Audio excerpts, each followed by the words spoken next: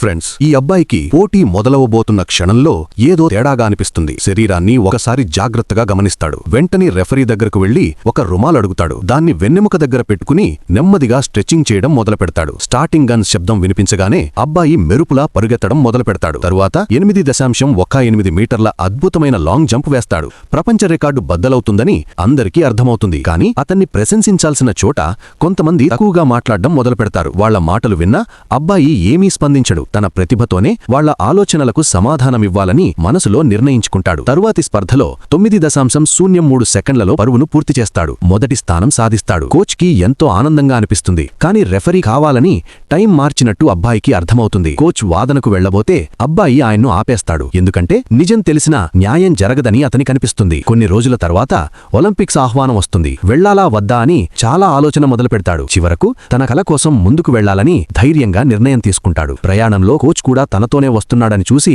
అబ్బాయికి గుండె నిండిపోతుంది. కళ్లలో నీళ్లు తిరుగుతాయి. పోటీ రోజొస్తుంది. స్టేడియం మొత్తం నిండిపోతుంది. అబ్బాయి మెరుపులా దూసుకెళ్తాడు. 10.3 సెకండ్లలో స్వర్ణ పతకం సాధిస్తాడు. లాంగ్ జంప్లో చివరి అవకాశంలోనూ తన పూర్తి శక్తిని పెట్టి దూకుతాడు. 7.94 మీటర్ల దూరం ప్రత్యర్థిని ఓడిస్తాడు. స్టేడియం మొత్తం చప్పట్లతో మార్మోగుతుంది. అప్పుడు అబ్బాయికి ఒక్కటే అనిపిస్తుంది. నిజమైన గెలుపు పతకంలో కాదు, తనపై తనకున్న నమ్మకంలోనే ఉందని.